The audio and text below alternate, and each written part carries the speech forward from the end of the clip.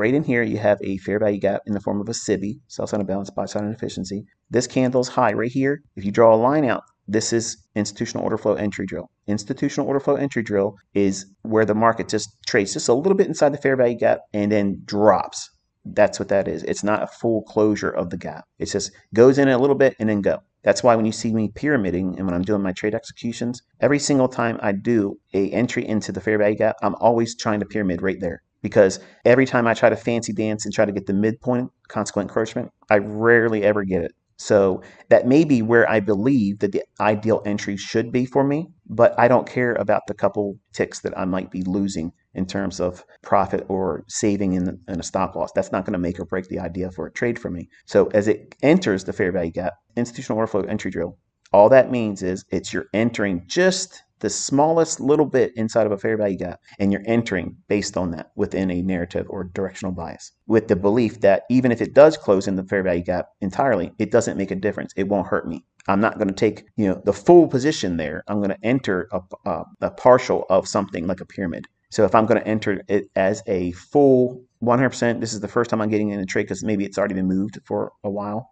I'm not afraid of looking at that and getting short, where some of you might think, oh, we're down here near support. Look, we're down here by support. It's probably going to go up now because, that's probably what's likely to happen when they have no idea, because of what I've explained here on the higher time frame, they're lost. They're trying to go long in euro. They're trying to find longs in this market when your focus should be filtering out longs, only focusing on shorts. And every time the market rallies, your thought process should be, this is a suspect rally. Why is it going up? Here's the two reasons, and the only two reasons it is going up. You ready? The only reason why the market's going to rally and the market's bearish, right? You're expecting prices to go lower. Every single time that the market rallies, it's going up to tag short-term highs for buy stops, or it's returning to reprice to an inefficiency.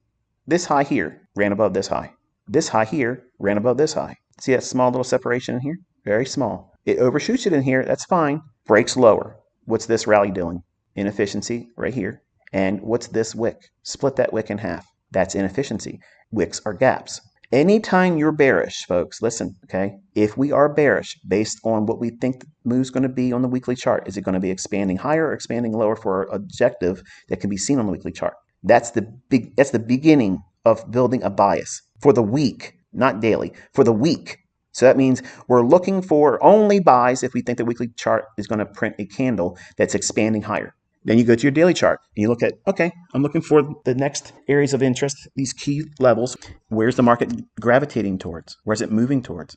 That's what you're focusing on. So by having that, you're giving yourself an advantage of following along with a higher time bias. So inefficiency, it trades to here, drops. Small little rally. What's it rallying up into? Inefficiency to drop. What's it rallying up in here? Inefficiency to do what? Drop. Inefficiency here. What's it doing after it rallies? It goes right up into small little inefficiency. And this one here, what does it do? Drop. See these highs here? Too clean. Rallies to do what? Take the liquidity there. Then what? Drop. When you're in a sell program, that means you're bearish. You're expecting prices to deliver lower. It's only going to rally to do one of two things. Go into inefficiencies, which is fair value gaps above price, or run out a short-term high.